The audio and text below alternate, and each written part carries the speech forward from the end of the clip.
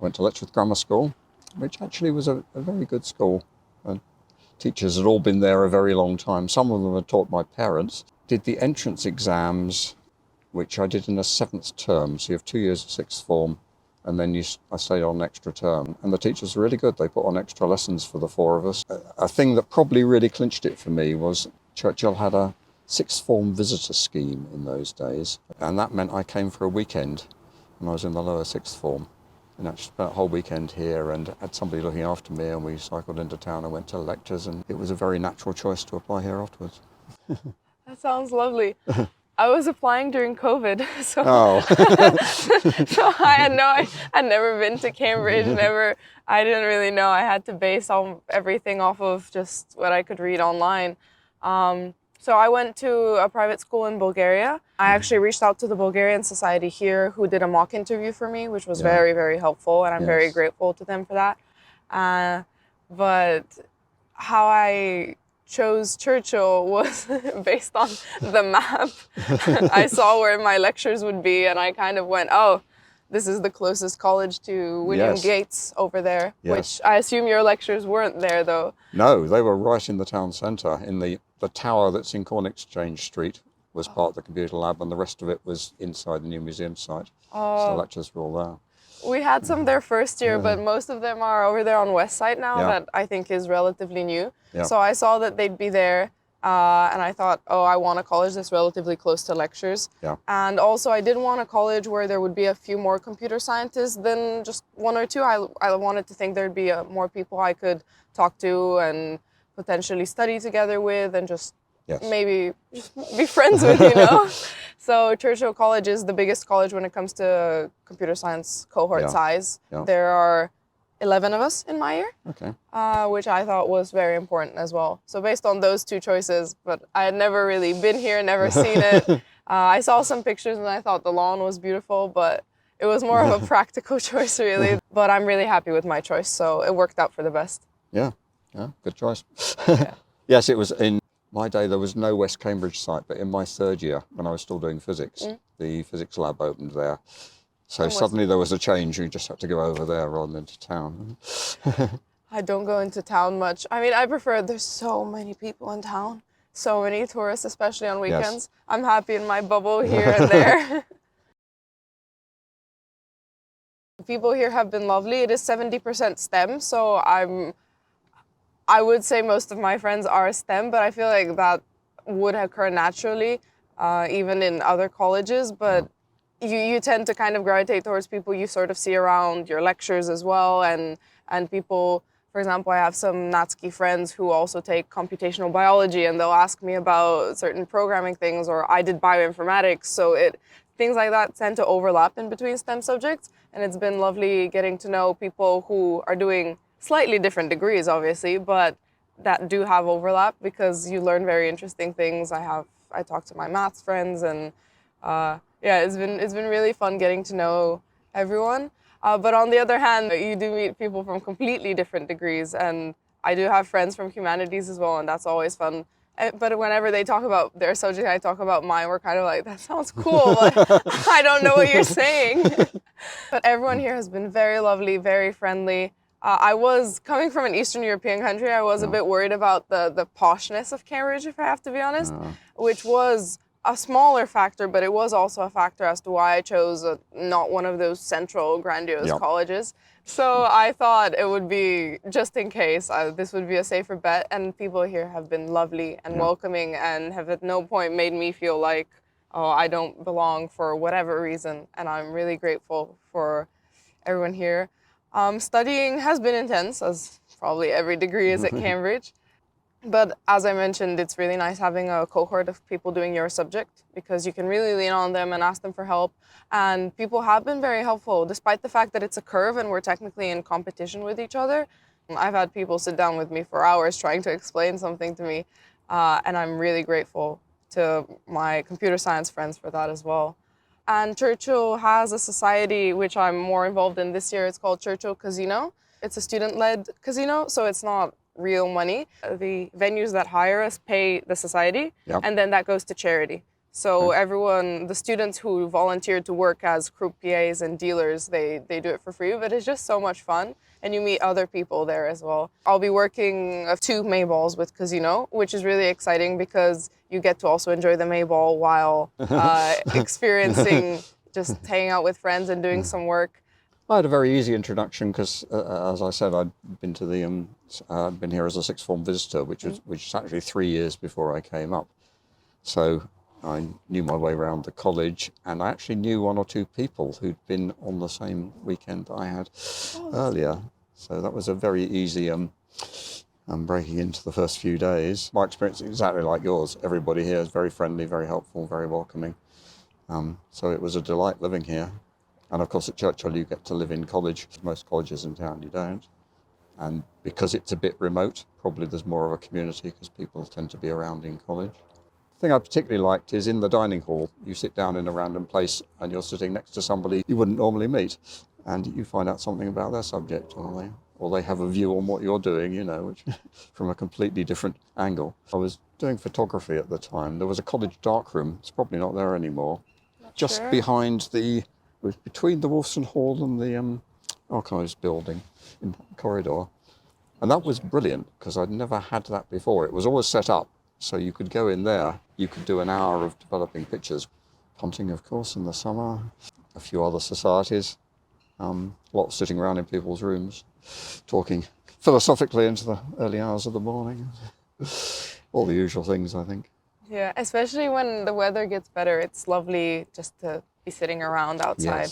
Yes. I think that's my favorite part of, even though Easter term has exams, I think once the sun comes out and just opening up a blanket here, it's probably the best part of the year. Well, this used to be more of an open space because the Muller building wasn't there when I was here. Really? Or Cowan Court. I heard rumors they were thinking of making a pool at some point, but I don't... There was a pool briefly. There was? Right outside the Master's Lodge. No. Only for the Master. Oh. And I think it's turned into a flower bed now. Otherwise, it's all very similar. Buildings look exactly the same. Inside the rooms are exactly the same, I think. Churchill used to be a male-only college for a while, Yes, right? actually, the year I came was the first year women were admitted. So there were 30 in the whole college. Out of? 350 undergraduates, something like that. Wow. Well, but there'd been none the year before. Yeah. So by my third year, there must have been about 100. And I think it's about 50-50 now. I remember the campaign for women in STEM, apply here. Yes, absolutely. And I was like, I'm a woman in STEM, I'll apply. Well, it was quite funny in the first year women were admitted because, they didn't quite know what to do. So they allocated 3 staircases. There were segregated staircases. Oh. And the major change they made was they installed full-length mirrors in the rooms. Oh, they did that for the women? Yes. Really?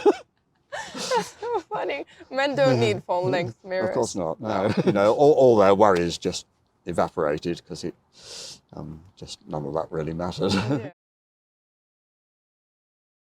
I actually left twice. So I did my 3 years of undergraduate and I did Nat Science, Physics, ending right? with physics, yes. And that had been a natural choice for me because I did maths, physics and chemistry at school and I just sort of followed the obvious path without thinking about it too much. I was very undecided whether to go the academic route or go into industry. So I did actually leave for a year and I went and got a job programming a large ICL mainframe. ICL was a big British computer company, and realised that was a mistake after a while. So I applied to come back and do the 1-year diploma in computer science, which was more or less exactly the same as the 3rd year undergraduate course you could do. It was all the same lectures. So you had to do 2 years first, definitely. You couldn't do computer science in the 1st or 2nd year. Okay. You had to do something else. But you could do it for a 3rd year, or you could come back for a postgrad. That's right, yes. And you came back for a postgrad. I came back for a postgrad, and that was a 1-year course with lectures, and you had to do a dissertation, do a project to create some program to do something useful.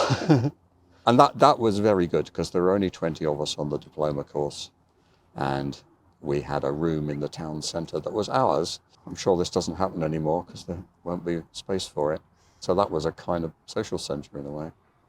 But computing was strange then, because it was perhaps more of a sociable subject, because the university had one mainframe. It was in the town centre. You had to go in the room next to where it was, and punch out your punched cards. feed them in, and then your output would come out of a line printer, and operators would store it in a little folder that was yours, you know. That's crazy to think about, because I feel like I don't have to leave my room unless I know. I want to. No, we did. It had what they called a job queue, where in the beginning you used punch cards, and you wrote your program, put it in on punch cards, and it sat in a queue, and it would run sometime later according to your priority. And they had an incredibly elaborate scheme where your priority depended on how much you'd done recently. But by about 3 o'clock in the morning, of course, the job queue was very short, and you put something in, it would come straight out again. In a way, that was a good discipline, because, you know, normally you put your program in and you'd get the results hours later. So that was a big incentive to check it quite carefully rather than just slam it in, see what happens, do it again until it works. Yeah, I feel like we've adopted a bit more of let's hope it works out at this point. Just let's compile it. Maybe it'll work. Yes, so it used to be very disappointing. Sometimes you'd wait 12 hours and there was a semicolon missing on line 2. Oh, no. That's disappointing even right now when it happens. Even if it comes back in 5 minutes, you're still like, oh, that semicolon. Would that be assembly code then, if it were punch cards, or? It was any language. Language. You could do assembly code. Okay. You would have to do punch codes even for languages like C. This was before C. This we was were before doing C, yeah. Algol W and Fortran even. We at this point have a course it kind of looks like history of programming languages at this point. They don't call it that, but they'll be the ones I used. Yeah. It will be like, oh, there was this language called Fortran, and then there was people used Haskell for a while, and it was. A lot of the language felt very verbose, but I think it makes sense because you'd have to make it a lot. You can't just tell the way you use Python right now. You tell it to do something There weren't interpreted languages then, they were all compiled, and yes, you could do assembly code, or maybe we'll come back to that. I did actually do assembly code all through my career because you can make things go fast that way. Oh my goodness. So actually, somebody taught me Fortran in the bar over there one evening before the course. Yes, we went through some of the history of languages because in the early days, Cambridge was going to have its own language. This might have been in your course. It was called CPL, which was Cambridge Programming Language, or possibly Cambridge plus London. And it was sort of Algol-like language. And it was a very ambitious language, but it turned out it was impossible to implement. It had some really fancy constructs in it, which weren't actually implementable. And as they discovered when they started trying to write the compiler. That sounds like Cambridge being a bit ambitious. And the history there is Martin Richards, who was in the computer lab I think he's still there even though he's retired, picked up the pieces of this and he invented a language called BCPL, which might have been on your course, which was basic CPL. And he left in all the useful bits and took out all the difficult bits. And BCPL was an incredibly simple language. It only had one type, which was a word. And it had all the usual constructs for, loops and ifs and procedures and things. And that was all. So it was incredibly simple. And that mattered at the time because it was very easy to port to other machines. And this was a time when every computer you bought came with its own operating system that was unlike all others and with its own compilers for its own languages. And BCPL was really the first language that you could move easily from one to another and move your program to a different computer, which you don't even think about now. But that was And then people at MIT took that and made a language called B. Successor to that was C. Is that how C came about? Yes. That's crazy. And actually it goes on from there, because when I did the diploma, I had a supervisor. My supervisor was Bjorn Strustrup, who was at this college, who invented C++. Mostly you don't think about the fact that you can move programs from one. No, you won't now. By chance, I do because of my dissertation was based on networking and on routers. So I used the language P4, which is based on you can run this control plane configurations on any switch, because routers are still a hardware piece where the program is router dependent. It's dependent on the hardware you have. So networking has moved into software-defined networking as well. Yep. But I remember that being a very odd idea that this is really, because they were priding themselves the P4 language with oh, you can run this on any device. Oh, that's that's something that's something that you think is novel. That's very interesting. But it's crazy to think that it was like that for all devices. Yeah. It was, because each computer came from a different manufacturer who'd done everything themselves without reference to anybody else. The studying process is, I don't know if it's still the same, but it mainly consists of lectures and supervisions in first and second year. So you have about 2 or 3 lectures a day, so 10 lectures to 12 a week. And I find that there's usually 1 supervision for every 4 lectures. Okay. And the supervision, you're going to be with 1 or 2 other students and with a professor or a PhD student. In first and second year, you don't have that much choice what you're doing. You have to take all subjects. In first year, you do a shared natural sciences maths module, which was the bane of my existence. I was, that one course, I found it really hard, especially coming from a school where maybe I hadn't covered what was expected in A-levels, but I felt tossed into the deep end with revision, which was stuff like integration, which for me was brand new, which is kind of crazy thinking back of that. I struggled so much with something that looking back it was just an integral, you know, it's not that. But I think that the pace that which everyone's going is very hard to get used to at the very beginning. Yeah. So even though looking back, courses in first year were easy, from my perspective, I struggled the most in first year. Third year, there was a lot more going on. There was lectures and supervisions and coursework and a dissertation. So I enjoyed it the most because I felt like if I'm sick of watching lectures, I can move on to something different. It's not just the same, turning the handle on the same thing over and over again. Yeah. And I quite enjoyed having that variety and having that choice. The exams as well, in first and second year, you had to do certain subjects. In third year, it's free for all, just pick a few and do it. And I think that really benefited me because although I find all parts of computer science interesting, I am definitely better at some than other. And I think you'd find that's true for most people, but here in Cambridge, there are people who are good at absolutely everything, of course. Yes. So those people they can make you feel a bit self-conscious when you have a field that you're like, well, I'm terrible at this stuff. I'm genuinely really bad at some of these subjects. Being able to drop them in third year was definitely... I found that when I was lecturing, because there's somebody in the audience who knows more about the subject than you do. You just have to sort of, you're sitting in carry on through that. Obviously, you're sitting in a lecture and the lecture is going on about you're barely following the lecturer's train of thought, and you're like, I'm gonna have to reread the notes later. I'm not quite sure what's going on, and then someone raises their hand and asks a question that's like, that's light years ahead of what we're talking about, and sometimes, and I'm aware that in some subjects, I don't think I've ever been the one to ask the question that has the whole room like, what is she talking about? But in some subjects, I find I was following everything perfectly. I understand that question. I understand the answer. In other subjects, I'm like, oh no. There's people who actually are following this. There's people who didn't get lost 20 slides ago. And it makes you feel very self-conscious. Yes. So I think it was very good for my... Because at the end of the day, you do need a certain amount of self-esteem to get through Cambridge because you're surrounded by people who are so good at what they do.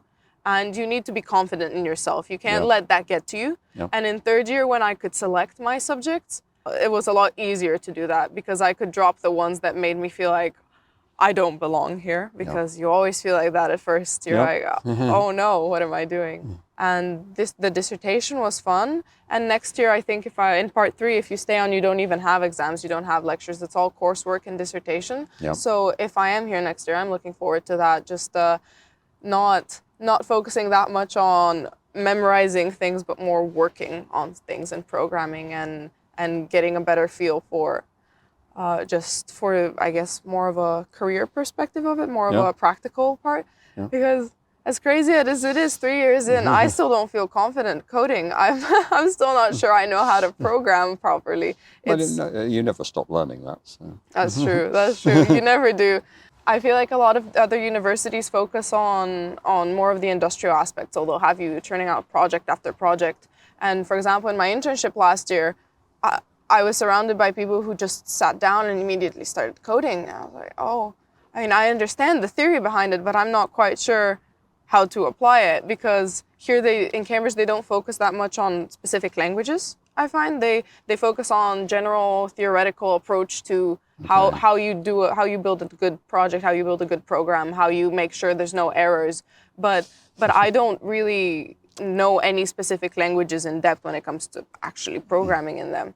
And then that's things that you have to do on the side in projects or in internships. Yeah. But it once again was something that made me feel self-conscious when I went to that internship, and people just cracked at it immediately because they knew the language or they'd worked in it before, and I had to pick it up. But the foundation that Cambridge gives you makes it a lot easier. It makes it a lot easier to pick up new languages very quickly. So that's why when someone asks me what programming languages I know, I always kind of say, I've dabbled a bit in all of them, but I can pick it up fast. Like, I feel confident saying it at this point. If you need me to pick up a programming language, I will pick it up in a month at most. Yeah. It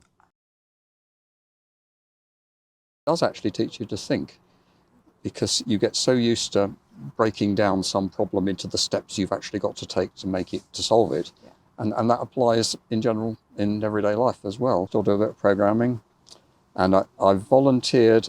There's a project at Bletchley Park at the Computer Museum there, where they're making a replica of the old Cambridge EDSAC machine, which had 3,000 valves in it and takes up most of a room. And they've built this replica, and I've been helping a bit with monitoring that, because it goes wrong quite a lot.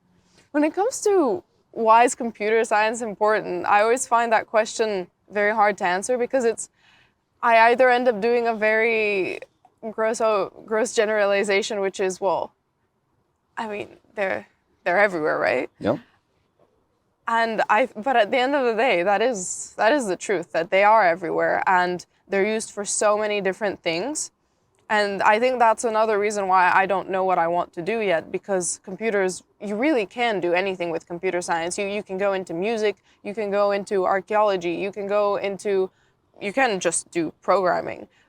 You can go into physics. They are necessary everywhere. And I think that's really, really cool. And it's one of the things that did draw me to computer science initially, was it doesn't set you in a specific career path. No. You can really, if you have a hobby that you love, for example, music, and you feel like you do want a bit more of a practical approach to it, you can just study computer science and then go into music.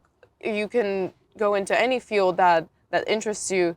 But I always thought that was a really, really cool thing, because one of the things that I remember, I wrote this in my personal statement, that while hiking, for example, because I really love hiking, I would find myself often wondering about, oh, what peak am I looking at? Where am I right now? Is this peak or that peak? And I thought, oh, wouldn't it be cool if I could just snap a photo and this algorithm could calculate and based on my location and tell me what I'm looking at right now. So you don't realize how often you pick up your phone and how much you use technology for, and you can create an app for anything nowadays. It's so exciting. It does give you too much choice, though. I feel like there's so many things I could do and I don't know what to do. I would say focus on something you're interested in, because it all flows from that. If you're doing something you're interested in and would do as a hobby anyway, then your work never really seems like work. And I was lucky I could land jobs doing things like that, but it's probably still not too hard to get a job at doing something that you really like doing, rather than something somebody else wants you to do. Yeah. I think with computer science, you can definitely decide to do it in anywhere in the world, in any field. But if your job is fun, everything else flows from that. You will do much better at it, and you will learn more. And I still come back to the computer lab for lectures, because quite a few things on there, like the Wheeler lecture and other events. That's really exciting. So it's fun to come back. Stayed on for a PhD, which was on networking. Oh, really? And a portable operating system over a network. Really so we have some overlap there. That was on a thing called the Cambridge Ring, which is a very early network. And then I stayed on after that as a research assistant and did some lecturing. Which courses did you lecture? Physics or computer science? Oh, computer science. I did things like programming the Motorola 68000, which you won't remember. But that was one of the first really usable microprocessors. You know, it was a 32-bit microprocessor rather than an awkward 4-bit or 8-bit one. Do you still do research currently? No, I did that for 4 years, and then I guess real life took over. You know, we were having our first daughter, and my wife had to give up work, so I went and worked at Acorn Computers in Cambridge, which made the BBC microcomputer you might have heard of, which was a very popular home computer. I probably expected to work for a big company. That was what I thought I'd do, but in fact that didn't happen at all. I worked for a series of Cambridge startups. Most of them started by Herman Hauser, who founded several Cambridge companies. So after Acorn, I joined the startup Active Book. Basically, we were trying to make an iPad, but we were 20 years too early. And so the hardware wasn't really up to it. The first version was the Active Suitcase rather than the Active Book. And we were almost right. We chose an ARM processor to put in it. The ARM processor, first ARM processors had appeared while I was at Acorn a couple of years before. And what we thought was the important thing then was recognizing handwriting. We thought you'd have a tablet, you know, like an iPad, but you'd do most of it by writing on it. And it turned out that didn't really work like that. I mean, they do recognize handwriting, but that's not how people use them. We only had a very primitive touch screen, and you had to have a stylus, and it can only do one point. You couldn't do the structuring or anything like that. And that grew as startups are great fun when they're new, because there are perhaps 5 of you sitting this, you know, like this in a group. You all know exactly what you're doing. You don't need any meetings or any other things, and you just get on with it. And anything needs doing, you do it. But they grow, and eventually they get a bit unwieldy, where you no longer know everybody in the company, and there are several layers of management. And then usually they get taken over by an American corporation. Active Book was quite interesting. It got taken over by a company in California. So a lot of us went over there for a while, worked in California for a bit, just south of San Francisco. Certainly it was very exciting in the early 90s. There was a lot going on there. After that, I came back and worked for another Cambridge startup, which had various names. It was best known as Verata. We made chips that go in ADSL modems. And that's probably one of the things I'm most proud of. If you'd had a broadband internet connection 20 years ago, it would have had one of our chips in it, and some of my assembly language software. That's really cool. And then the last job I had was a company called Adder in Bar Hill that's been going for decades, started by 2 brothers from Churchill. It's never had venture capital or anything. It's always been a private company. It's always made a profit. And it still makes video extenders. So if you don't want to sit in the same room as your computer, you can have an Adder box here and a screen and a keyboard and a mouse, and your computer is somewhere else on the network with another box next to it. And those are used all over the place, in recording studios and film studios and air traffic control and in the Science Museum. And when you see Wimbledon on television and they do the interviews out on the pitch, it's using those boxes. That's really and so cool. on. So, yes, it was just, but I had no plan. You know, it was just a natural progression of go work for a startup till it goes bankrupt to go to the next one. And I was very lucky because Cambridge was a perfect place to be. I don't know, I think post-COVID, the job market has had a bit of a... Yes.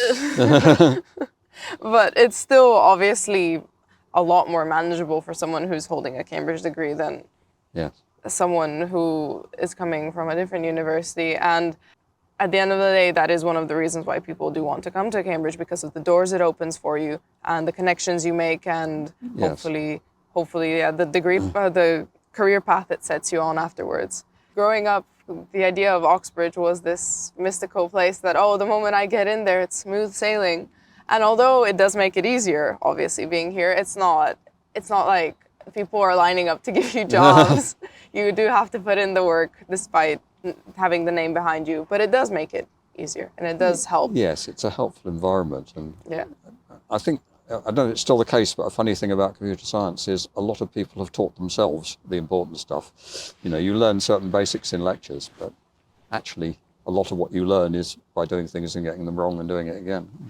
That's what they tell us, that they're teaching us how to think, and then we Yeah. go and think for ourselves. Yeah. As far as what I'm planning on doing, I am currently hoping when my exam results come back, I have a first, Yeah. and I'll stay on for what's now called part 3, the master's. Yeah. It's an integrated master's, so it'll just be, I'll still be an undergraduate technically. Last summer I did an internship, as you said, in a big corporation, which is what I thought maybe I'd be interested in doing. But it is one of those, there's thousands of people in this company. There's no way you'll know everyone's name. No. No one really, I mean, they care in general about their interns, but they don't care about you specifically. Yeah. So it's a very different dynamic to what I imagine a startup would be. But on the other hand, you have that job security at the end of the day. It's not going to go bankrupt. Yep. So I think both do have their pros and their cons, but I'm still not sure. I'm trying to plan 1 year at a time. I'll just let life take its course.